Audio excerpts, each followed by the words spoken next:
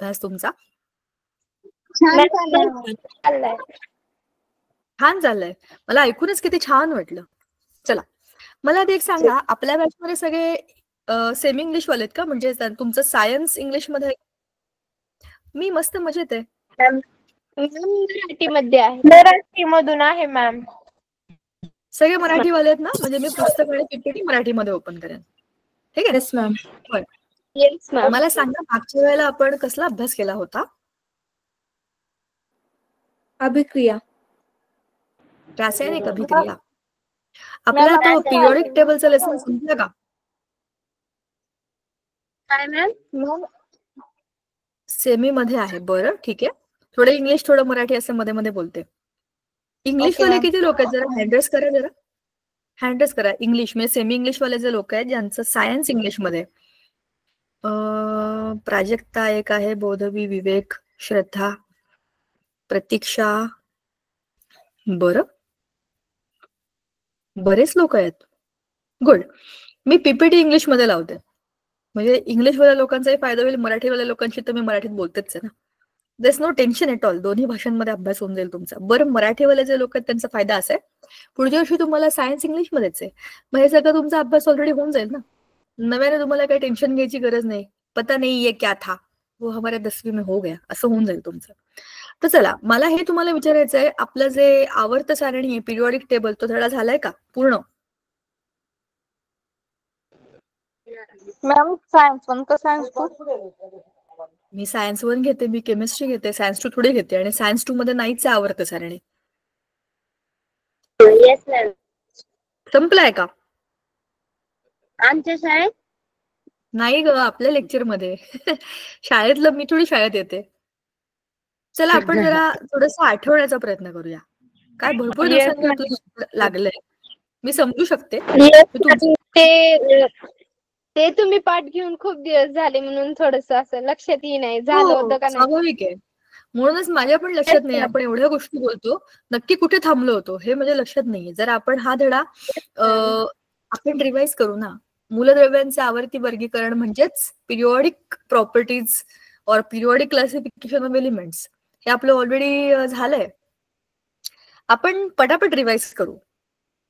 मला वाटतं याचा शेवटचा भाग बाकी आहे, त्यातले उभे आडवे ट्रेंड बाकी आहेत ना? हो ना? आपण सुरू केलाय ना हा धडा? येस मॅम, सुरू केला होता. थँक्यू मुलांनो, तुम्ही माझी मदत करताय. कन्फ्युजन झालं एवढ्या दिवसांनंतर, हा धडा परत सुरू केलाय. हा झाला होता पूर्ण? मला असं वाटतं शेवटचा भाग बाकी आहे. शेवटचा भाग आपल्या एवढं लेक्चर झालेलं नाही. झाला होता, पूर्ण झाला होता मॅम. शेवटचं राहील. बरं, चला ना, आपण रिवाइज करूया. मला असं शेवटचं थोडं बाकी असं मला वाटतंय. झालं असेल तर तुमचं रिवाइज होईल. काय झालं? ऐका, आपण रिवाइज करू, पटापट होऊन जाईल. आपण हे बघितलंय या धड्यामध्ये की आपल्या आजूबाजूचं जे मॅटर आहे, म्हणजे जे काही द्रव्य आहे, जे पदार्थ आहेत, ते सूक्ष्म कणांनी बनलेले असतात. त्याला आपण अणू किंवा रेणू म्हणजे ॲटम्स किंवा मॉलिक्युल्स असं म्हणतो. मग ह्या एलिमेंट्सचा अभ्यास केल्यावरती त्याची रचना कशी आहे, त्याचं प्रॉपर्टीज कशा आहेत, हा सगळा अभ्यास आपला 9वी पर्यंत झाला. बरोबर. 10वी मध्ये आता ह्या सगळ्या एलिमेंट्सची म्हणजे त्यांच्या ॲटम्सची वर्गवारी कशी करायची. आपण हे पण बघितलं होतं की आपल्या कपाटातल्या वस्तू आपण खाली काढल्या, आपल्याला कळतच नाही कशात काय गेलंय. मग आपण त्याची मांडणी करून ठेवतो, बरोबर ना? म्हणजेच त्याचं क्लासिफिकेशन करतो. क्लासिफिकेशनचे फायदे असे असतात की आपला वेळ वाचतो, एनर्जी वाचते, आणि आपल्याला सुटसुटीत गोष्टी सांगता येतात की मला नवीन मिळालेली पॅन्ट मी ह्या कप्प्यात ठेवेन, माझ्या वह्या ह्याच कप्प्यात जायला पाहिजे, कारण की ते कप्पे ठरलेले आहेत त्या गोष्टींचे. हे प्रिडिक्शन करायला आपल्याला मदत करतं क्लासिफिकेशन. हे ऑलरेडी कसं सुरू झालं ह्याची स्टोरी या धड्यामध्ये आहे. सगळ्यात पहिल्यांदा आपल्याला ते डॉबेर-नायरचे ट्रायड्स आहेत, त्याच्यात 3-3चे गट त्याने केले होते. सगळ्यात महत्वाची गोष्ट, ऐका ऐका ऐका, कन्फ्युज होऊ नका. 2-3 महत्वाचे मुद्दे या धड्यामधले मुलं ज्याच्यात नेहमी चुका करतात तेच तुम्हाला सांगते. ह्या 3ही लोकांनी म्हणजे डॉबेर-नायरने आणि त्या न्यूलँडच्या ऑक्टेटने आणि तिसरा मेंडेलिव्ह, या तिघांनी पण सगळ्या मूलद्रव्यांना त्यांच्या चढत्या वस्तुमानाच्या म्हणजेच increasing order of their atomic mass म्हणजेच ॲटॉमिक वेट असं त्यांना लावलंय. चढता क्रम तुम्हाला माहितीये? छोटा मोठा मोठा मोठा असा, पण ऍटॉमिक वेट, त्या ऍटमचं वजन. आता हे कसं बघा, तुमच्या वर्गामध्ये 50 मुलं आहेत, ठीक आहे, आणि तुम्हाला सगळ्यांना रोल नंबर आहेत, 1 नंबर 2 नंबर 3 नंबर असं करत करत 50व्या मुलापर्यंतचा रोल नंबर प्रत्येकाचा आहे. जर मी तुम्हाला सगळ्यांना सांगितलं 1 ते 10, 11 ते 20, 21 ते 30 असे उभे राहा, तर तुम्ही काय कराल? तुमच्या रोल नंबरच्या हिशोबाने उभे राहा, बरोबर? रोल नंबर हे तुमचे ऍटॉमिक नंबर आहेत, म्हणजे तुमचे अणुक्रमांक आहेत. पण प्रत्येक मुलाला स्वतःचं वजन आहे ना, तुमचं वजन वेगळं आणि तुमचा नंबर वेगळा. तुमचा नंबर हा तुमचा रोल नंबर आहे, म्हणजे तो तुमचा ऍटॉमिक नंबर आहे. पण तुमचं वजन हे तुमचं ऍटॉमिक मास नंबर आहे, तुमच्या स्वतःच वजन आहे. समजा तुम्ही ऍटम आहात, तुम्ही 50 ऍटमात तुम्हाला मी उभं केलं, चला रे तुम्ही ह्या रांगेत उभे राहा. हा तुझा पहिला नंबर, दुसरा नंबर, तिसरा नंबर, हे 1 2 3 नंबर काय आहेत? Atomic number. आणि ऍटॉमिक नंबर म्हणजे काय? नंबर ऑफ प्रोटॉन और नंबर ऑफ इलेक्ट्रॉन. पण हे कधी झालंय? 1 ते 50 नंबर हे तिसरं झालंय मॉडर्न पिरियॉडिक टेबलमध्ये. तोपर्यंत सगळ्या मुलांना त्यांच्या वजनाच्या हिशोबानेच उभं करत होते, म्हणजे सगळ्याच ऍटम्सना त्यांच्या ऍटॉमिक वेटचा आधार घेऊन लोकांनी क्लासिफाय केलं. तर डॉबेरनेरने पण असंच केलं, एका रांगेत मांडले. एक 20-22 एलिमेंट, तो 18व्या शतकाची सुरुवात होती, तोपर्यंत एवढेच एलिमेंट माहिती होते. मग त्याने काय केलं, त्यांना एका रांगेत लावलं, म्हणजे चढत्या क्रमात, आणि पहिल्या तिसऱ्याच्या ऍटॉमिक वेटचा average is equal to atomic weight of central element असं त्याला दिसलं. तिघांचा गट. आपण उभे राहतो ना, तिघांच्या जोड्या, जोड्या कशा असतील? जोडी म्हणजे 2, पण तिघांचे गट असे करून उभे राहिले, तर पहिल्या आणि तिसऱ्याच्या वजना एवढं एव्हरेज एवढं मधल्याचं वजन आहे, असं कॅल्क्युलेशन त्याने केलं. आणि ते काही त्रिकांच्या बाबतीत, ट्रायड्सच्या बाबतीमध्ये फॉलो पण झालं. पण सगळ्या ऍटम्सना, सगळ्या एलिमेंट्सना ही स्टोरी फॉलो होत नाही, हा रूल फॉलो होत नाही. म्हणून डॉबेरनेस ट्रायड ही पहिली पायरी आहे. ह्याच्यामध्ये लोकांनी विचार करायला सुरुवात केली, आपण त्यांना कोणत्या तरी सिक्वेन्सने मांडू शकतो. जे काही आपल्याला माहिती आहेत एलिमेंट्स, त्यांना काहीतरी सिक्वेन्सने आपण मांडू शकतो, आणि तसंच आपण त्यांना लावून बघूया, हा विचार इथून सुरू झाला. म्हणून ह्याचं काम खूप महत्वाचं आहे. सुरुवात करणारा फार महत्वाचा असतो बरं का. कदाचित त्याचं नाव फार लोकांना माहित नसतं, पण पहिली सुरुवातच जास्त कठीण असते. असं करणाऱ्या लोकांना आपण जास्त मान द्यायला पाहिजे. आपल्या घरामध्ये पण बघा ना, नव्याने काहीतरी करणाऱ्या माणसाला सगळ्यात नावं ठेवतात, ह्याला काय येते, त्याला काय येते, असं कोणी करतं का, अमुक कोणी करत. पण त्याच्या डोक्यामध्ये जर खरीच चांगली आयडिया असेल आणि तो कष्ट करून ते प्रूव्ह करत असेल, तर मग सगळे वा, काय माणूस आहे यार, काहीतरी भन्नाट करून दाखवलं, काहीतरी वेगळं करून दाखवलं. आणि सुरुवातीला करत तेव्हा त्याला कोणी सपोर्ट करत नाही. सो असं सगळ्यांच्याच बाबतीमध्ये होतं. सायंटिस्टच्या बाबतीमध्ये पण अशा खूप साऱ्या स्टोरीज आहेत. जसे विषय येतील ना, तसं मी तुम्हाला सांगेन. तर हे डॉबेरनेरचं झालं, ठीक आहे. दुसरा, न्यूलँड्स लॉ ऑफ ऑक्टेव्ह, म्हणजे न्यूलँडच्या अष्टकांचा नियम. हे तेच आहे, सारेगमपधनिसा, त्या हिशोबाने तुम्ही जेव्हा लावता ऑक्टेव्ह म्हणजे 7 सूर, 6 खालचा 6 वरचा. तुम्हाला त्या पेटीमध्ये माहित आहेत का, म्हणजे खालचा, मधला आणि वरचा असे 3 पट्ट्या असतात. तर सा रे ग म प ध नि सा हा 7, म्हणजे हा 8वा सा जो आहे तो पहिल्या साच्या खाली येतो. अशीच रचना एलिमेंटची करून बघूया असं त्याला वाटलं, आणि त्याने तसंच केलं.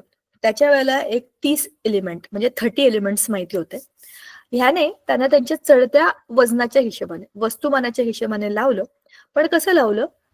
7 आणि 8वा पहिल्याच्या खाली, 9वा दुसऱ्याच्या खाली, असंच बरोबर येणार ना ते. म्हणजे उभी पण एक रांग झाली, आडवी पण एक रांग झाली. न्यूलँडचा लॉ हा अतिशय स्मार्ट वर्कचा नमुना आहे. त्याने उभी आणि आडवी अशी रचना केली. अरे कुठे गेलं रे? क्लास सुरू आहे ना आपला? हा. अरे असं काय झालं? एवढ्या ठिकाणी का दिसतेय मी? बर, हा 2 सेकंद, मला वाटलंच थोडं नेटवर्क फ्लक्च्युएट होते. हा आहे न्यूलँडच्या अष्टकांचा नियम. दुसरा आहे पुढचा, पण ह्या न्यूलँडच्या अष्टकामध्ये काही गोष्टी कमी होत्या. काय त्रुटी होत्या सांगा बरं जरा मला. मॅम कोणतरी अनम्यूट करा आणि सांगा. न्यूलँडच्या बनवले नियमात होते आणि त्यानंतर काही बॉक्सेस पर्यंत टिकलं. नंतर एका बॉक्स मध्ये 2 एलिमेंट्स बसू लागले होते.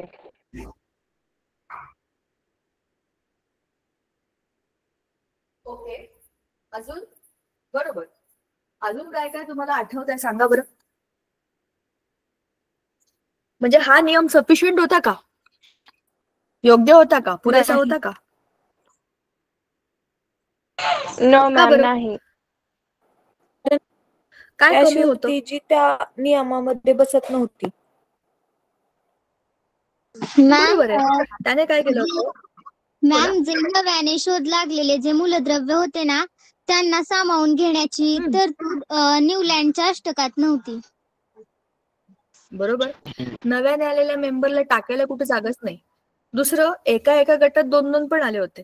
शिवाय एका पूर्ण ग्रुप मधले म्हणजे एका रांगेमधल्या सगळ्या मुलांना, समजा मी तुम्हाला उभं केलं, चला रे सगळे अ वर्गातली मुलं एकत्र उभी राहा, ब वर्गातली मुलं एकत्र उभी राहा, असं समजा तुमचे गट केले मी, तर अ आणि ब वर्गातली मुलं एकत्र झाली तर तो बरोबर गट होईल का? नाही ना.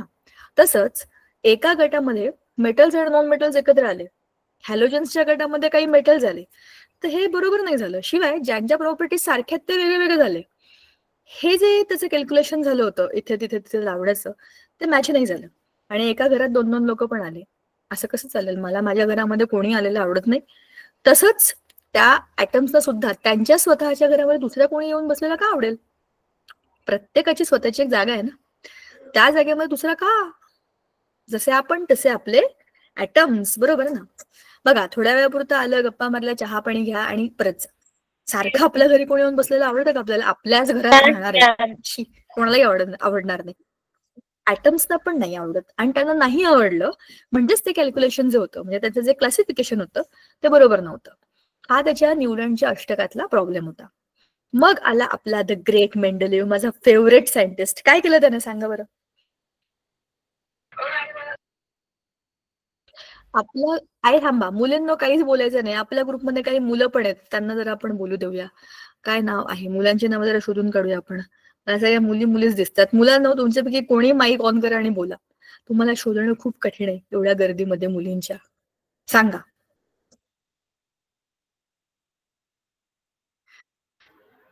तुमच्यापैकी कोणीही मॅम पटकन सांगू? अनम्यूट करा आणि बोला. मुलांना बोला. बोल ना बाबा, बोल ना. मुलांचे आवाज ऐकायला माझे कान तरसलेले असतात. भौतिक व रासायनिक गुणधर्मानुसार मेंडेलिव्ह मूलद्रव्याच्या आवर्त सारणीची रचना केली. भौतिक व रासायनिक बरं, खूपच गुणधर्मानुसार. तू क्लिष्ट शब्दात सांगितलं. मला सोप्या शब्दात सांग ना. मॅम, त्याने भौतिक व रासायनिक गुणधर्मानुसार मेंडेलिव्हनं मूलद्रव्याच्या आवर्त सारणीची रचना केली. म्हणजे काय केलं? भौतिक व रासायनिक परत तेच वाक्य तू दुसऱ्यांदा सांगितलं. भौतिक आणि रासायनिक गुणधर्म जरा मला समजेल असं सांग ना. मी छोटी आहे, मी आता 6वीत आहे. तर काय असतात भौतिक गुणधर्म, रासायनिक गुणधर्म? आता असं सांग मला, काय कसं सांगशील तू? मला समजावून सांगायचं काम आहे, कठीण काम आहे, सांग.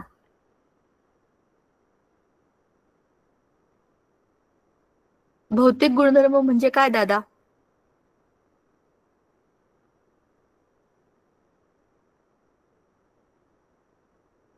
बघा, म्हणून मी मुलांना आधी बोलू देते बरं का. मुलींनो, तुम्ही पण मुलगी आणि मी पण मुलगी, आपण खूप बोलायला लागतो आणि मग ह्या मुलांना बोलता येत नाही. आणि जेव्हा आपण त्यांना बोलायला सांगतो तेव्हा ते पुढचं काही बोलत नाहीत. बरं, ठीक आहे. कोणाला मुलींपैकी बोलायचंय का? मला त्याने जी व्याख्या सांगितली त्याचा जरा अर्थ समजावून सांगा.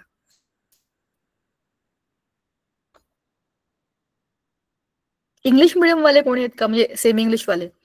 भौतिक, रासायनिक असे काय काय शब्द ऐकता तुम्ही, त्याचा अर्थ सांगा मला.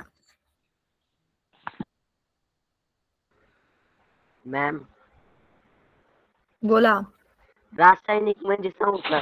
मॅम भौतिक बदल बोला म्हणजे बोला, तात्पुरता कोणी बोला. ते रसायनाने बनलेले असतात, तसे रासायनिक. बरं, भौतिक माहित नाही. तात्पुरते बदल, भौतिक बदल, कायमस्वरूपी बदल, रासायनिक बदल, ठीक आहे. बरं, ते कळलं. त्याचा अभ्यास केला आणि काय केलं? त्यांची आवर्त सारणी म्हणजे काय? आवर्त म्हणजे रिपीट होणार, पिरियॉडिक. सारणी म्हणजे क्लासिफिकेशन. उदाहरणार्थ, बरोबर सांगते, शाबाश मुलांना, थँक्यू, तुम्ही मला थोडंफार तरी गोष्टीत पुढे नेलं. बरं बघा, सोमवार, मंगळवार, बुधवार, रविवार नंतर पुन्हा सोमवार येतो. जानेवारी, फेब्रुवारी, मार्च, डिसेंबर नंतर पुन्हा जानेवारी येतो, बरोबर ना? असं आपलं ऋतुचक्र पण आहे. उन्हाळा, पावसाळा, हिवाळा, परत उन्हाळा येतो. हे पिरियॉडिक चेंजेस आहेत. पिरियॉडिक तर विशिष्ट काळानंतर पुन्हा रिपीट होणार आहे, बरोबर? ह्यालाच जर आपण ह्या सिस्टीम मध्ये टाकलं, क्लासिफिकेशन ऑफ एलिमेंट्सच्या, तर एका विशिष्ट क्रमाने एलिमेंट्स रिपीट होतात. कसे? त्यांच्या प्रॉपर्टीज मांडल्या की आपल्याला समजतं भौतिक आणि रासायनिक हे दोन्ही शब्द इम्पॉर्टंट आहेत. Physical properties, chemical properties. मेंडेलिव्हचं पिरियोडिक टेबल आपल्या पुस्तकात दिलेलं आहे. फॅन्टॅस्टिक काम आहे. तुम्हाला मी आधी पण सांगितलं, त्याने वरती फॉर्म्युला टाकलेत ऑक्साईड आणि हायड्रेटचे. खालचे एलिमेंट्स कसे ऑक्साईड बनवतील, कसे हायड्रेट बनवतील, तुम्हाला फॉर्म्युला दिलेला आहे. तुम्ही स्वतःच सांगू शकता. CH4 तिथं दिलेला आहे XH4. एक्स म्हणजे तो एलिमेंट, जो एलिमेंट तुम्ही घेणार. असं त्याने ऑलरेडी काम करून ठेवलंय. शिवाय जी 3 मूलद्रव्य सापडली नव्हती ह्या रांगेतली, त्यांचे ॲटॉमिक वेट प्रिडिक्ट केले आणि त्यांच्या प्रॉपर्टीज प्रिडिक्ट केल्या. त्याचं काम खूप फॅन्टॅस्टिक होतं. त्यावेळेला एक 60-65 एलिमेंट माहिती होते, 63 अप्रॉक्सिमेटली. तर ते एलिमेंट्स त्याने बरोबर मांडले त्यांच्या चढत्या वस्तुमानाच्याच. परत त्याने ॲटॉमिक वेटच घेतलं, चढत्या क्रमाने मांडले. पण एका एका ग्रुपमध्ये एकसारखे लोक कसे येतील हे पण बघितले. मग त्याने 8 उभे आणि 7 आडवे असे आवर्त बनवले. आडव्यांना आवर्त, उभ्यांना गण असं म्हणतात, बरोबर ना. तर त्याने त्या 7 गटांमध्ये आणि 8 उभ्या आडव्या अशा याच्यामध्ये 8 उभे 7 आडवे असे छोटे छोटे कप्पे झाले ना तयार. त्याच्या प्रत्येक कप्प्यात एक एक एलिमेंट टाकला. जसं मी तुम्हाला सांगितली होती त्याची गोष्ट, पत्त्यांच्या कॅटवरून त्याला सुचलं होतं की हे असं कसं असेल. त्याच्या स्वप्न झाली होती ही रचना, त्याने ती मांडली आणि खरं पिरियोडिक टेबल बनलं जे मेंडेलिव्हचं होतं.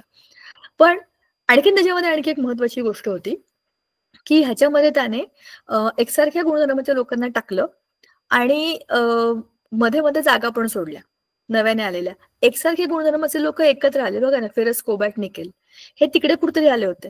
पण ह्याने वरती न्यूलँडचं जे ऑक्टेट आहे की नाही त्यातली आयडिया घेतलीये 8ची. 8 बरोबर ना. आणि आडवी आयडिया घेतलेली आहे त्याची आणि वरच्याची, आडवं पण आणि उभं पण असं मांडलंय त्याने. सो असं हे जे आहे पिरियोडिक टेबल आहे. आता ह्या पिरियोडिक टेबलमध्ये काही त्रुटी होत्या. सगळ्यात पहिली गोष्ट तर ह्याने ॲटॉमिक वेट घेतलं. ॲटॉमिक वेट बघा ना, 6 म्हणजे 6.9 नंतर 9.1 आहे. मध्ये कितीचा डिफरन्स आहे. 9 आणि 10च्या मध्ये पण एखादा एलिमेंट असू शकतो. 10 आणि 12च्या मध्ये पण 1चा डिफरन्स आहे. 12 आणि 14च्या मध्ये पण 2चा डिफरन्स आहे. ह्याच्या मध्ये एलिमेंट असतील नसतील याची काही शाश्वती नाही. कारण ह्याच्यामध्ये त्यांनी प्रिडिक्ट केलेले जे एलिमेंट होते, एका बोरॉन, एका एल्युमिनियम आणि एका सिलिकॉन, ह्याचे त्याने सांगितलं. पण ह्याच्यामध्ये एलिमेंट्स नसतील ह्याची काही शाश्वती नाही.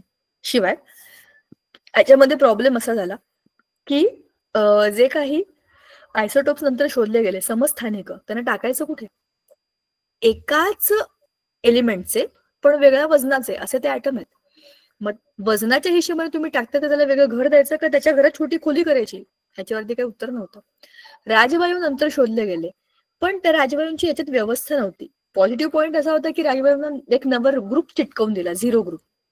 या 8 नंतरचा एक नवा ग्रुप, ह्या मांडणीमध्ये काही डिस्टर्बन्स आला नाही, पण एक नवा ग्रुप ऍड केला. तो त्याचा ड्रॉबॅक नाहीये. जर त्या काळापर्यंत राजवायू असतात हे माहितच नव्हतं, त्यांना लावायची जागा कशी काय शोधणार आहे कोणी. तर अशा काही पॉझिटिव्ह निगेटिव्ह मधनं मेंडेलिव्हचं पिरियोडिक टेबल आलं. पण ह्या सगळ्या अभ्यासामधनं हे समजलं की हे पण पुरेसं नाहीये. मग आलं आपलं modern periodic table. Modern periodic टेबलच्या इकडे जाण्याच्या आधी जरा पुस्तकाकडे जाऊया आपण. पुस्तक इंग्लिश, पीपीटी मराठी असं करते, म्हणजे किसी पे भी अन्याय नहीं होगा, हो की नाही.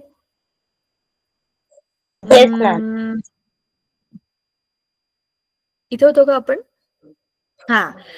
गुण आणि त्याचे काय बरं म्हणतात, गुण आणि त्रुटी हे आपण ऑलरेडी बोललोय, आत्ताच बोललोय.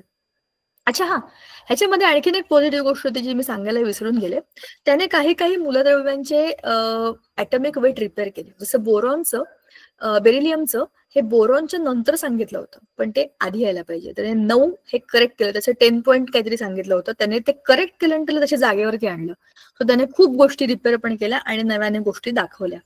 आणि हायड्रोजनचे स्थान ते कन्फ्युजन तर कायमच असतं. ते 1 मध्ये टाकायचं का 7 मध्ये टाकायचं, कारण तो इलेक्ट्रॉन घेतो पण तो इलेक्ट्रॉन देतो पण, तो हॅलोजन सारखा पण काम करतो, तो मेटल सारखा पण काम करतो. त्याच्यामुळे त्याला कन्फ्युजिंग स्टेटमध्ये त्याने एका ह्याच्यात ठेवून दिलं पहिल्या ह्याच्यामध्ये.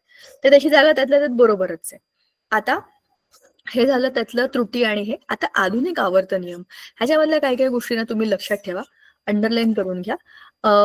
खूप इंटरेस्टिंग गोष्टी इथून पुढे सुरू होणार आहेत. आपल्या झाल्या आहेत का आठवण्याचा प्रयत्न करा. झाल्या असतील तर व्हेरी गुड, नसतील तर त्या आता बघा पटपट होतील. त्या काही फार डेंजरस नाही आहेत पण महत्वाच्या आहेत.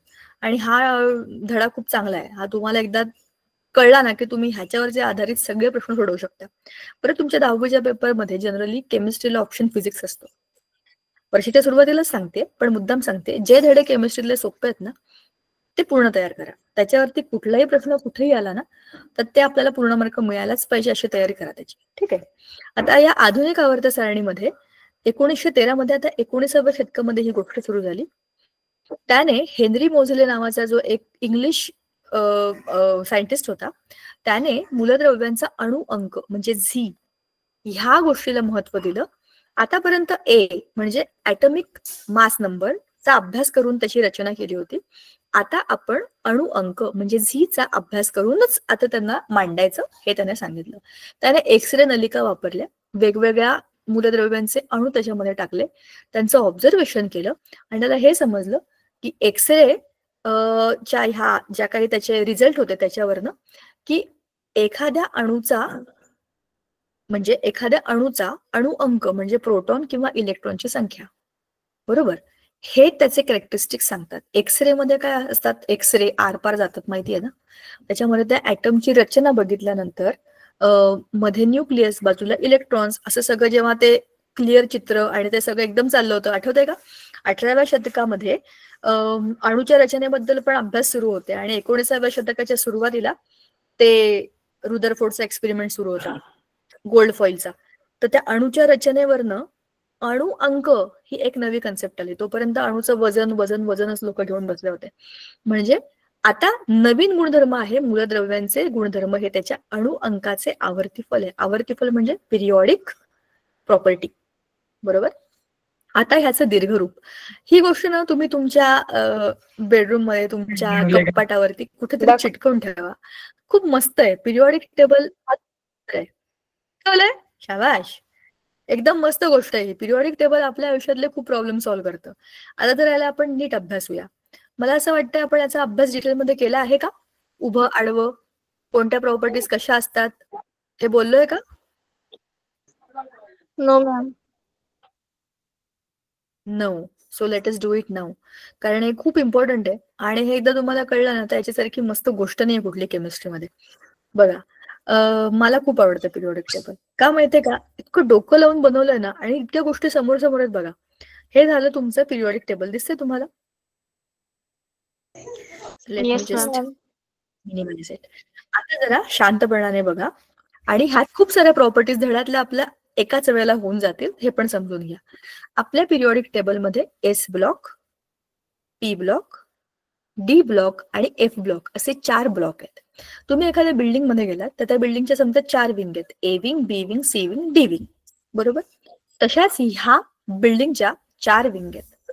पहिली जी आहे ती आहे ए विंग म्हणजे एस ब्लॉक. ए विंग म्हणजे एस ब्लॉक असं का? पहिली विंग आहे म्हणून. सुरुवातीलाच तुम्ही बिल्डिंग मध्ये एंट्री केल्यास तुम्हाला एस ब्लॉक दिसतो. एस ब्लॉक मध्ये फर्स्ट ग्रुप, व्हर्टिकल ग्रुप, ह्याच्यामधले सगळे आहेत अल्कली मेटल. दुसरे आहेत अल्कलाइन अर्थ मेटल. हे सगळेचे सगळे ट्रान्झिशन मेटल्स 13, 14, 15, 16, 17 पर्यंत इथपर्यंत आपला रेग्युलर ग्रुप आहे आणि 18 इज युअर राजवायू म्हणजेच कोण? Nobel gases. नोबल गॅसेसचा शोध नंतर लागला होता. आपण जे बोललो की नाही झिरो ग्रुप, तो हा ग्रुप आहे. मेंडेलिव्हने याला झिरो ग्रुप म्हटलं होतं. आता आपल्या एक्सटेंडेड फॉर्म मध्ये आपण त्याला काय केलंय, 3, आता बघा ना, 1, 2, खरं बघितलं तर हा 3, 4, 5, 6, 7 असं यायला पाहिजे, पण हे मध्ये आलेत ना. मग ह्याची रचना 1, 2, 3, 4, 5, 6, 7, 8, 9, 10, हे पण 10 आहेत मध्ये.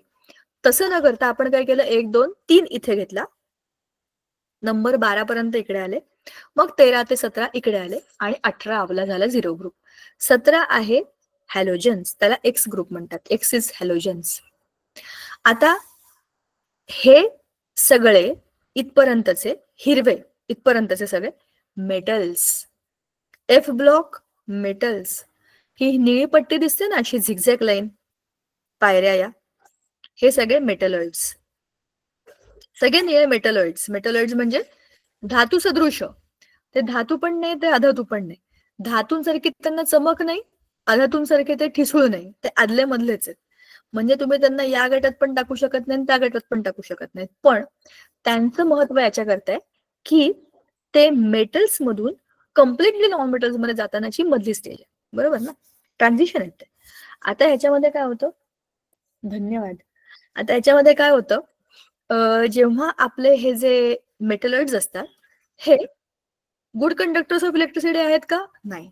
बॅड कंडक्टर्स आहेत का, नाही. थोडीशीच कॅरी करतात. म्हणजे ते असे आहेत की आपलं काम चलाऊ काम करण्याच्या ठिकाणी आपण त्यांना वापरू शकतो. मग जिथे जिथे आपल्याला इलेक्ट्रिसिटी ट्रान्सफर तर करायची पण कमी प्रमाणामध्ये, कंट्रोल प्रमाणामध्ये, तिथे आपण त्यांना वापरतो. आपल्या मोबाईलची चिप असतात, आणखीन काही गॅजेट्स असतात, अशा ठिकाणी या मेटलॉइड्सच्या सिलिकॉन चिप वापरतात ना. हा सिलिकॉन बघा, हा मेटलॉइड आहे.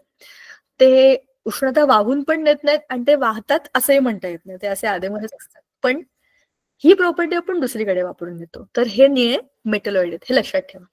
हे सगळे आपले हिरो लोक आहेत, मस्त लोक आहेत. मेटल्स इलेक्ट्रॉन देऊन टाकतात, सुखी राहतात, वेगवेगळ्या प्रॉपर्टी दाखवतात, मॅग्नेटिझम दाखवतात आणि काय काय दाखवतात.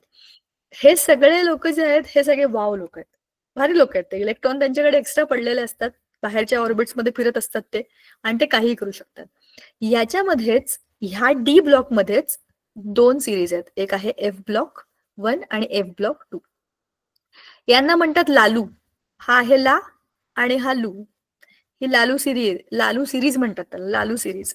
आणि ही ऍक्टिनाइड म्हणजे AC2LR, म्हणजे ह्याला म्हणतात लॅन्थनाइड सिरीज आणि याला म्हणतात ऍक्टिनाइड सिरीज. पण याचं नाव आहे लालू कारण ला वरून सुरू होऊन लू वर संपतं. आणि हे ऍक्टिनियम टू लॉरेन्शियम आहे ना, लॉरेन्शियमच आहे ना तो, येस लॉरेन्शियमच आहे.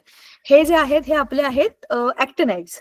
लॅन्थनाइड आणि ऍक्टिनाइड हे काय आहेत बरं समजून घ्या, आणि हे का आलेत ते पण समजून घ्या. आता कसं झालंय, आपल्या ऍटॉमिक स्ट्रक्चरमध्ये जसजसं आपण त्याचा ऍटॉमिक नंबर वाढतो, ऍटॉमिक नंबर म्हणजे नंबर ऑफ इलेक्ट्रॉन्स वाढतायत. आता आपण त्यांना एकाखाली एक असे मांडतोय. आता झालंय असं बघा, इथपर्यंतची गोष्ट ठीक आहे. बेरियम 57 टू 80 पर्यंतचे हे सगळेच्या सगळे ऑलमोस्ट 57 टू 71 हे सगळेच्या सगळे 71 हे सगळे किती मोजा बरं, 1 2 3 4 5 6 7 8 9 10 11 12 13 14 15 हे 15 एलिमेंट. अरे अरे अरे अरे अरे ये क्या हो गया भाई,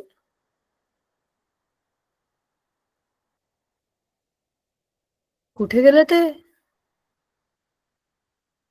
ए थांबा, मी ना जरा माझा कॅमेरा बंद करते. माहिती नाही हे मध्येच एवढं स्लो का होतंय. वेट, ते मला हवंय आणि मी खूप साऱ्या ठिकाणी दिसले. मला माहित नाही, कुछ तो गडबड आहे दया. ह्याला आपण काहीतरी करायला पाहिजे. छोटा हो. हँग झालंय का हे? ओके, हा आलं होतं कुठेतरी गेलं परत. आणि एवढं मोठं झालंय ते. आता आलं. चला, ये अच्छी बात है. हा गुड. हे आता हलू नकोस काय, आम्ही तुझ्यावर अभ्यास करतोय, पिरियॉडिक टेबल. चला आता इथे बघा, 57 टू 71 ह्या 15 एलिमेंट्सचा एक ग्रुप आहे. हे 15 आहेत, खालचे सुद्धा 15 आहेत. मग ह्यांना वेगळं का काढलं? कारण हे सगळे लालू हे सगळे एकत्रच असतात, एकाच ठिकाणी असतात. आपल्या शाळेमध्ये असे असतात ना 4-5 मित्र, ते कुठे गेले तरी एकत्रच असतात. बाथरूमला गेले तरी एकत्र राहतात, खेळायला गेले तरी पण एकत्र, पाणी घेऊन सांगितलं बरोबर 4च्या 4 जण जाऊन पाणी घेऊन येतात. असे लोक असतात ना जे एकत्र फिरतात, असे हे लालू ग्रुप आहेत. 57 ते 71 15च्या 15 इतके त्यांच्यामध्ये melting point, boiling point, physical properties इतक्या सेम आहेत की तुम्ही त्यांना शोधून काढणंच खूप कठीण आहे, वेगळं करणंच कठीण आहे. म्हणून हा ग्रुप एक केलेला आहे आणि त्याच्या पुढचे हे वेगळे आहेत. ऍक्टिनाइड 89 पासून सुरू होतात आणि लॉरेन्शियमला संपतात 103 ला. याच्यामध्ये सगळ्यात इम्पॉर्टंट गोष्ट आहे रेडिओ ऍक्टिव्हिटी. हे 90 पासून पुढचे सगळे एव्हलॉग एलिमेंट रेडिओ ऍक्टिव्ह आहेत आणि हे येऊन बसतात इथे या ग्रुपमध्ये. इथे कळलं?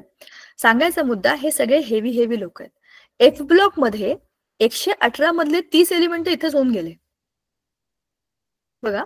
एकूण आपल्याला माहिती आहेत 118, त्यातले 30 इकडेच आहेत. अच्छा बरं, तुम्हाला सांगते ह्याच्यामध्ये एक इंटरेस्टिंग गोष्ट आहे. 101 नंबरला मॅन्डेलिव्हियम आहे. मेंडेलिव्हच्या नावावरचा 101 नंबरचा एलिमेंट शोधून काढलेला. पिरियॉडिक टेबलमध्ये त्याच्या नावाने एक एलिमेंट आहे.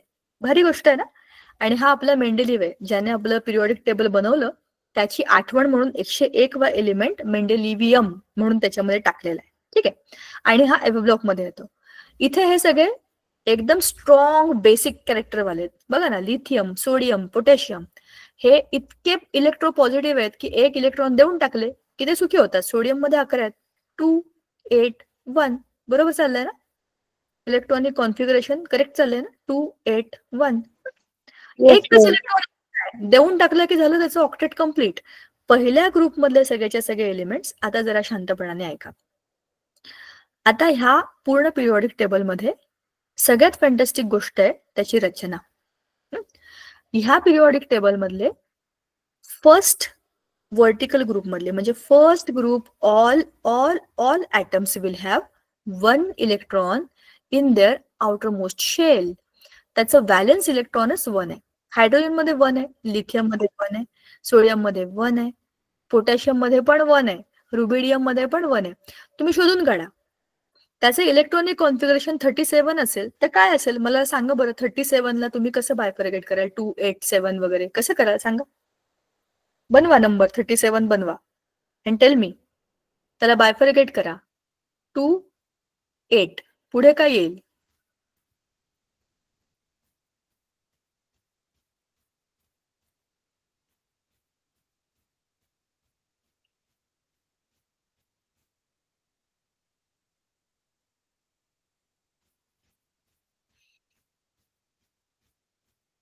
मुलांनो असं काय करताय? 2n² चा फॉर्म्युला विसरलात का? 2n². कोणती शेल आहे ही? KLMNO. 5वी शेल आहे ना. 5चा वर्ग किती? 25. 25 गुणे 50 म्हणजे 50 इलेक्ट्रॉन त्याच्यामध्ये मावतात. बरोबर ना. आणि ह्या शेल ही के शेल आहे. त्याच्यामध्ये 2च इलेक्ट्रॉन मावतात. ह्याच्यामध्ये किती मावतात? 8. ह्याच्यामध्ये किती मावतात? 18. ह्याच्यामध्ये किती मावतात? 32. बरोबर ना. असं करत करत आपण खाली गेलो की आपल्याला इलेक्ट्रॉन मिळतात. आठवतंय का? तर ह्या कोणत्याही तुम्ही इलेक्ट्रॉनिक कॉन्फिगरेशन तुम्ही काढून बघा. त्याच्या आउटरमोस्ट शेल मध्ये एकच इलेक्ट्रॉन असेल म्हणून तर तो फर्स्ट ग्रुप मध्ये आलेला आहे. आता असंच तुम्ही सेकंड वर्टिकल ग्रुप मध्ये बघा. सेकंड वर्टिकल ग्रुप कोणतेही ऍटम कोणत्याही एलिमेंटचे ऍटम तुम्ही उचला आणि बघा त्यांच्या आउटरमोस्ट शेल मध्ये म्हणजे त्यांच्या व्हॅलेन्स शेल मध्ये काय मिळेल तुम्हाला? 2 electron. Magnesium Mg+2, calcium +2, strontium +2, barium +2 हे सगळेच्या सगळे +2 वाले आहेत कारण हे सेकंड आहेत, सेकंड ग्रुप मधले आहेत. आता तुम्हाला पाठ करायची गरज नाहीये कोणाची व्हॅलेन्सी किती. पिरियॉडिक टेबल मध्ये बघायचं. पहिल्या ग्रुपमध्ये आहे का मग +1 देईल. दुसऱ्या ग्रुपमध्ये येईल का +2 देईल. तिसऱ्या ग्रुपमध्ये काय देईल? +3. ॲल्युमिनियम +3 आठवतंय का? बोरॉन पण +3 आहे. गॅलियम पण +3 आहे. कार्बन +4 किंवा -4 कारण काय 4 आहे त्याची व्हॅलेन्सीच 4 आहे. तो 4 इलेक्ट्रॉन देऊ पण शकत नाही घेऊ पण शकत नाही. तो काय करणार? त्याचं कोव्हॅलेंट बॉन्डिंग करणार. हे आपण केलं होतं मागच्या वर्षी. कार्बन आठवतोय का? Yes ma'am. ही झाली कार्बनची स्टोरी. आता 15 म्हणजे त्याच्या बाह्यतम कक्षेमध्ये किती इलेक्ट्रॉन आले? 5. बरोबर ना. 5 आहे हा ग्रुपच 5. ऍक्च्युली हा 5च ग्रुप आहे. 15 म्हणजे 5 आहे. तर आउटरमोस्ट शेल मध्ये 5 आहेत तर व्हॅलेन्सी किती असेल सांगा? 3. अष्टकाला 3 पूर्ण करायची गरज आहे. 3 16. व्हॅलेन्सी किती असेल? 3. 2. 6 आणि 2 8 ना. 7. हॅलोजन्स आउटरमोस्ट शेल मध्ये 7 इलेक्ट्रॉन आहेत. अष्टक पूर्ण करायला किती पाहिजे? 1. म्हणजे व्हॅलेन्सी किती पाहिजे? 1. यांची व्हॅलेन्सी किती पाहिजे? 2. यांची व्हॅलेन्सी किती पाहिजे? 3. कार्बनची आणि ह्या रांगेतल्या सगळ्यांची स्टोरी वेगळी आहे. ते कोव्हॅलेंट बॉन्ड बनवतात त्यांची व्हॅलेन्सी 4च आहे. बरोबर. इकडचे परत 1 2 3 परत ह्यांची व्हॅलेन्सी 1 2 3 हे 3 इलेक्ट्रॉन देणार, 2 इलेक्ट्रॉन देणार, 1 इलेक्ट्रॉन देणार, हा 1 इलेक्ट्रॉन घेणार, 2 इलेक्ट्रॉन घेणार, 3 इलेक्ट्रॉन घेणार, प्लस मायनस सेम. आता ह्याच्यावरून पुढचा मुद्दा येतो, इलेक्ट्रोनिगेटिव्हिटी, इलेक्ट्रोपॉझिटिव्हिटी. मतलब क्या है? इलेक्ट्रोनिगेटिव्ह म्हणजे काय? इलेक्ट्रॉन देऊन टाकायचे आणि निगेटिव्ह व्हायचं. असं कोण करत, सॉरी, इलेक्ट्रॉन देऊन टाकायचे आणि पॉझिटिव्ह व्हायचं. आपण आपलं सोडियम घेऊ, आपला प्रिय सोडियम 2 8 1, बरोबर ना? हे झालं त्याचं इलेक्ट्रॉनिक कॉन्फिगरेशन. एक इलेक्ट्रॉन त्याने देऊन टाकला, तो झाला पॉझिटिव्ह, म्हणजे ही झाली त्याची इलेक्ट्रोपॉझिटिव्हिटी. क्लोरीन 287 एक इलेक्ट्रॉन घेतला तर ते काय होईल? निगेटिव्ह. मायनस. इलेक्ट्रोपॉझिटिव्ह. इलेक्ट्रोनिगेटिव्ह 7 हा एक इलेक्ट्रॉन घेईल, म्हणजे आता हा काय झाला? निगेटिव्ह झाला. ह्याला म्हणतात इलेक्ट्रोनिगेटिव्ह, ह्याला म्हणतात इलेक्ट्रोपॉझिटिव्ह. मग आता तुम्ही मला एक गोष्ट सांगा, आपण आपल्या पिरियोडिक टेबल मध्ये डावीकडून उजवीकडे जेव्हा जातो तर इलेक्ट्रोनिगेटिव्हिटी वाढते का?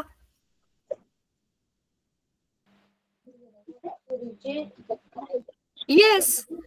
या बाजूला एकदम इलेक्ट्रोपॉझिटिव्ह आहे आणि एका बाजूला एकदम इलेक्ट्रोनिगेटिव्ह आहे, म्हणजे इलेक्ट्रोनिगेटिव्हिटी हळूहळू वाढत जाते, म्हणजेच इलेक्ट्रोपॉझिटिव्हिटी कमी होत जाते. मी एकच वाक्य 2 पद्धतीने सांगते. मी मुलगी आहे आणि मी मुलगा नाहीये, दोघांचा अर्थ एकच होतो, बरोबर की नाही? डावीकडून उजवीकडे इलेक्ट्रोनिगेटिव्हिटी वाढते, म्हणजे इलेक्ट्रोपॉझिटिव्हिटी कमी होते ना. समजतंय का नाही?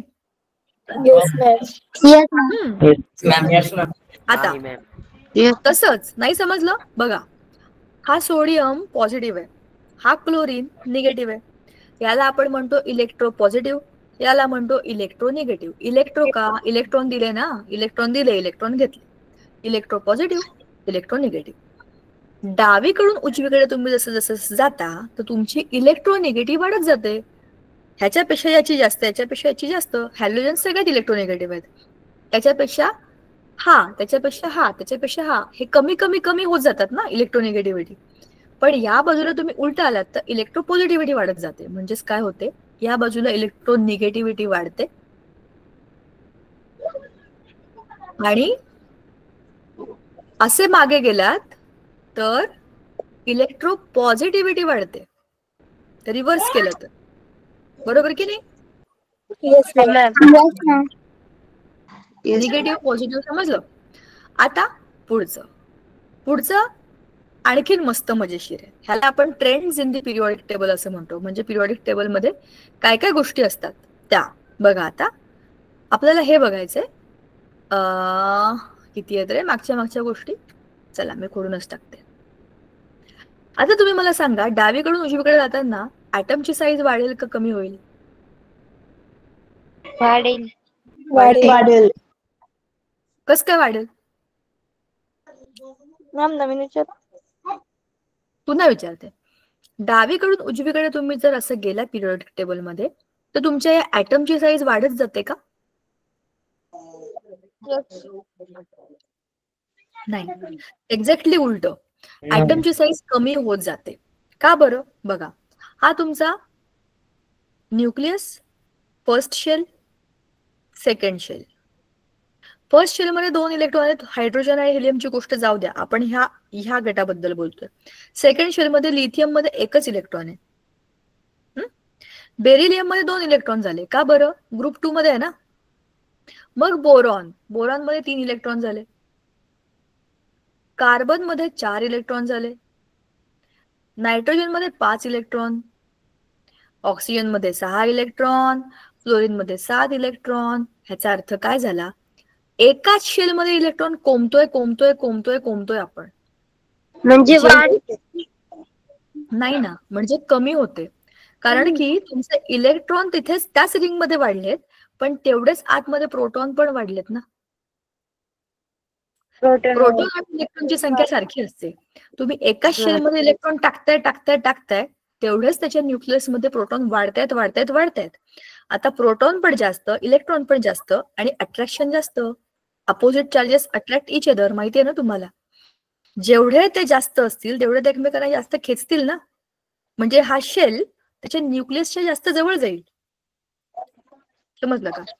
एकाच शेलमध्ये तुम्ही जितके इलेक्ट्रॉन वाढवाल ते निगेटिव्ह चार्जेस बाहेर फिरतायत आणि मध्ये पॉझिटिव्ह चार्जेस पण वाढतायत. तर पॉझिटिव्ह निगेटिव्ह जास्त असले तर ते एकमेकांना जास्त खेचणार नाहीत का? हे तुम्हाला कळतंय का मी काय सांगते ते? कळालं मॅम. आपण एक दुसरं त्याचं उदाहरण घेऊया. Let me start paint. Yes ma'am. Paint करून समजूया आपण. पेंट करून थोडं समजायला अवघड आहे. पहिल्यांदा ऐकलं की पटकन कळत नाही काय चाललंय याच्यामध्ये, पण खरं खूप मजेशीर आणि इंटरेस्टिंग आहे. सो लॉजिकल आहे, काहीच कठीण नाही. समजा ही माझी रिंग आहे. न्यूक्लियसच धरा, हा मोठा काढते मी आणि पहिलीच रिंग काढते आणि ही दुसरी रिंग. आता समजून घ्या, माझं न्यूक्लियस हे आहे. फर्स्ट शेल मध्ये आपल्याला माहिती आहे 2 इलेक्ट्रॉन असतात, बरोबर. 2 इलेक्ट्रॉन त्यांचे त्यांचे आहेत, इथे बसलेले आहेत. यांना तुम्ही काहीच करू शकत नाही, हे एवढेच राहणार आहेत 2. पण आता आपण तिसऱ्या गटाबद्दल बोलतोय, म्हणजे फर्स्ट आणि सेकंड. हायड्रोजन हेलियम सोडलं, आता आपण लिथियमच्या पट्टीबद्दल बोलतोय. लिथियम मध्ये 1 इलेक्ट्रॉन होता. मग दुसऱ्या सेकंड ग्रुपमध्ये दुसरा, थर्ड ग्रुपमध्ये तिसरा, फोर्थ ग्रुपमध्ये चौथा, फिफ्थ ग्रुपमध्ये 5वा, सिक्स्थ ग्रुपमध्ये 6वा आणि 7th हॅलोजन ग्रुपमध्ये 7वा इलेक्ट्रॉन एकाच शेलमध्ये ऍड झालेला आहे. एका आवर्तामध्ये शेलची संख्या सारखी आहे, कक्षांची संख्या सारखी आहे. आता ह्या शेलमध्ये आधी जेव्हा सुखासुखी 1 इलेक्ट्रॉन होता, तो मस्त फिरत होता की नाही, पूर्ण रिंग त्याची होती, तो कुठेही फिरू शकत होता.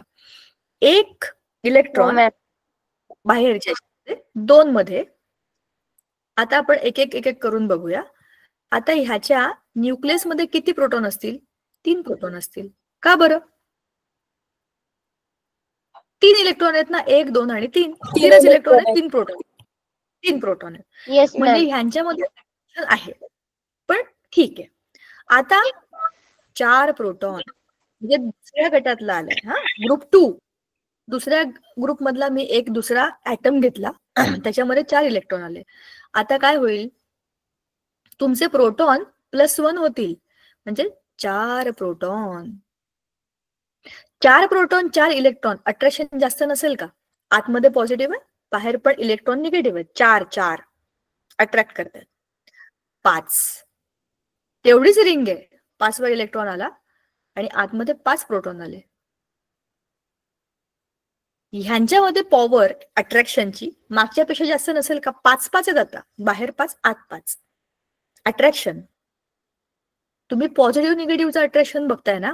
प्रोटॉन्स पॉझिटिव्ह असतात, माहिती आहे ना, आणि इलेक्ट्रॉन Yes, निगेटिव्ह ma'am. असतात. निगेटिव्हचं अट्रॅक्शन आता वाढलं. आता मी टाकला 6वा इलेक्ट्रॉन. 5चे आता झाले 6. आता मला सांगा, या 6व्याचं आणि ह्या 6 इलेक्ट्रॉनचं अट्रॅक्शन पहिल्यापेक्षा जास्त असेल का कमी असेल? 6 लोक एखाद्या गोष्टीवरती उभे आहेत. 6 लोकांचं वजन जास्त का एका लोकांचं वजन जास्त? सांगा बरं मला. 6 लोकांचं. 6 लोकांचं पॉवर जास्त आहे. असं बघा, 1 positive 1 negative, 2 positive 2 negative, 3 positive 3 negative, 4 positive आणि 4 निगेटिव्ह. तुम्ही असं करत गेलात, जेवढी तुमची ही दरी वाढते, जितके जास्त नंबर आहेत तितकं अट्रॅक्शन जास्त असतं.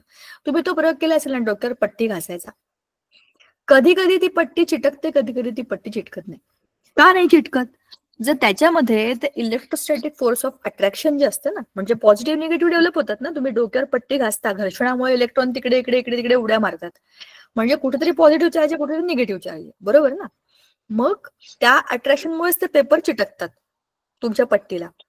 जर तुम्ही जास्त घासलंच नाही, इलेक्ट्रॉन जास्त इकडे इकडे गेलेच नाही, तर ते चिटकणार नाही. म्हणजेच पॉवर जास्त पाहिजे तुम्हाला. जितके जास्त प्लस मायनसचा डिफरन्स असेल तितकी पॉवर जास्त आहे खेचून घेण्याची. मग जे 6चे जर मी किती झाले होते हे 7, मी टोटल मोजते, मी मधले पण 2 मोजते, प्रोटॉन सगळे मोजतात बरोबर ना. 7. आता इथे मध्ये माझे किती झालेले आहेत 7. अरे रंग पण पुसला गेला रे, ऐसा नाही होना चाहिए था. काही प्रॉब्लेम नाही, आपण परत रंगवू त्याला. रंगवलं. आता मी याला काळ्या रंगाने लिहिते. आता काय झालंय, किती झालेत आपले इलेक्ट्रॉन बघा, 1 2 3 4 5 6 7. 7 प्रोटॉन, 7 प्रोटॉन आणि 7 इलेक्ट्रॉन. अट्रॅक्शन जास्त आहे की नाही? Yes ma'am. वाटलं. आणि 9 इलेक्ट्रॉन आणि 9 प्रोटॉनचं तुम्ही आता अट्रॅक्शन फोर्स बघताय. व्हॅलेन्स इलेक्ट्रॉन त्यातले 7 आहेत, पण सगळे इलेक्ट्रॉन आणि सगळे प्रोटॉन ह्याच्यामधला पूल बघा तुम्ही, साईज तेवढीच होती. 2 शेल मध्ये न्यूक्लियस साईज तेवढीच होती, पण मध्ये तुमचा कंटेंट वाढला, बाजूचा पण कंटेंट वाढला आणि तो अट्रॅक्टिव्ह फोर्स पण वाढला. म्हणजेच जसे तुम्ही डावीकडून उजवीकडे जाता तुमच्या ऍटमची साईज छोटी होत जाते. शी किती घाणेरडा आला हा ऍटम, खोडून टाकते मी. हा मोठा आणि या बाजूला छोटा होत जातं आपोआप, कारण ते श्रिंक होतात, एकमेकांना खेचून घेतात आणि शेल एकमेकांच्याकडे आकर्षित होतात आतमध्ये आतमध्ये आतमध्ये. मग याचे एक्झॅक्टली उलटे वरून खाली. वरून खाली तुम्ही जसे जाता तर त्या शेल मध्ये रिंगच वाढतात.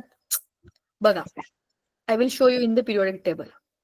आपल्या पिरियोडिक टेबल मध्ये हे मस्त दिलेलं आहे. पहिल्या आवर्तामध्ये एकच रिंग आहे, दुसऱ्या याच्यामध्ये 2, तिसऱ्या याच्यामध्ये 3, चौथ्या याच्यामध्ये 4. तुम्ही जितक्या जितक्या आवर्तांचा विचार कराल तितके तितके तुमचे ते वाढत जाणार बरं का. पहिल्या याच्यामध्ये हायड्रोजन आपण कसं काढतो, न्यूक्लियस आणि 1 कक्षा. लिथियम कसं काढायचं, न्यूक्लियस 1 कक्षा 2 कक्षा. का बरं, सेकंड पिरियड. थर्ड मध्ये सोडियम कसं काढतो आपण, 1 1 2 आणि 3. कसं काय बघा ना, पहिल्या याच्यामध्ये 2 इलेक्ट्रॉन येतात, मग 8 येतात, 8 आणि 2 10. तिसऱ्या याच्यामध्ये तुमचा व्हॅलेन्स इलेक्ट्रॉन किती आला, 1. तिसऱ्या रांगेमध्ये आडव्या 3 कक्षा. चौथ्या रांगेत तुम्ही टाकून बघा इलेक्ट्रॉनिक कॉन्फिगरेशन, 4 कक्षा होतात आणि मध्ये 2. 5व्या याच्यामध्ये 5 कक्षा होतात, 6व्या याच्यामध्ये 6 आणि 7व्या याच्यामध्ये 7. कॉमन सेन्सची गोष्ट आहे. न्यूक्लियसच्या बाजूला तुमच्या रिंग वाढल्या वाढल्या वाढल्या वाढल्या की तुमची साईज वाढेल की नाही. म्हणजेच तुम्ही जसं जसं वरून खाली जाल तसं तसं तुमच्या ऍटमची साईज वाढत जाते, बरोबर ना. वरून खाली जाताना तुमच्या ऍटमची साईज वाढत जाते आणि डावीकडून उजवीकडे येताना ती कमी होत जाते. का, एकाच तुमच्या कक्षेमध्ये इलेक्ट्रॉन वाढत जातात, त्याच्यामुळे निगेटिव्ह पॉझिटिव्हचं अट्रॅक्शन वाढत जातं आणि त्याच्यामुळे काय होतं, ते एकमेकांना खेचून घेतात आणि त्याची साईज छोटी होते. पण वरून खाली येताना कक्षांचीच संख्या वाढत जाते. वाढले की काय होतं, ऑटोमॅटिक त्याच्यामध्ये एक प्रकारचं स्पेस वाढते ना, कक्षाच वाढल्यात, रिंग वाढत गेल्यात, त्याच्यामुळे आकार वाढतो. ते मुलांना, मला तुम्ही एक गोष्ट सांगा, मी तुम्हाला मेंडेलिव्हची गोष्ट सांगितली होती का? मला असं का वाटतंय की आपण मेंडेलिव्हची गोष्ट पण बोललो नव्हतो. आपल्या वर्गामध्ये आपण वेगळा धडा सुरू केला होता का? मला नाही असं वाटत आहे. मला असं वाटतं आपण ती गोष्ट नाही बोललो होतो, पण ती गोष्ट मी तुम्हाला पुढच्या वेळेला सांगेन. डोंट वरी. आज आपण जे काही केलं ते तुम्हाला कळलं का? टेन्शन घेऊ नका, तुमची कुठली ठेवणार नाही मी. जरी असं मला वाटलं की मी तुम्हाला बहुतेक नाही सांगितलं तर मी तुम्हाला ते परत सांगेन. 2दा ऐकलं नाही, काही प्रॉब्लेम नाहीये. मेंडेलिव्हची गोष्ट खूप इंटरेस्टिंग आहे. मला असं वाटलं की मी तुम्हाला सांगितली, नसेल सांगितली तुम्हाला पुढच्या वेळेला मी त्यानेच सुरू करेन. खूप मस्त गोष्ट आहे त्याची. ठीक आहे, आपण थांबूया का आत्ता? आणि पुढच्या आपण ह्या धड्याला डिटेलमध्ये बघूया. जर यातले काही गोष्टी तुम्ही, काही लोकांना असं वाटते की आपल्या झालेल्या आहेत, तर तुमचं रिव्हिजन झालं असेल. ज्यांना असं वाटतंय की नाही झाल्यात, मलाही स्वतःला असं वाटतंय की आपल्या याच्यामध्ये आपण हे डिस्कस नाही केलंय, तर ते आपण पुन्हा डिटेलमध्ये बघूया. ठीक आहे? हो मॅम. चालेल. चलो, भेटूया आपण पुढच्या लेक्चरमध्ये. Bye bye. आणि तुमचा होमवर्क धडा पूर्ण वाचणे, हा धडा वाचणे आणि पिरियोडिक टेबल काढणे. एकदा लिहून घ्या ते नावं एकदा वाचा, डोळ्याखालनं घाला. पाठ करायची गरज नाही. पिरियोडिक टेबल आपला मित्र आहे, त्याला घाबरायचं नाही. पण ते एकदा लिहायचं म्हणजे समजतं की शब्द काय आहेत. ठीक आहे? भेटायचं पुढच्या वेळेला आपण. बाय. थँक्यू पूजा मॅम. बाय.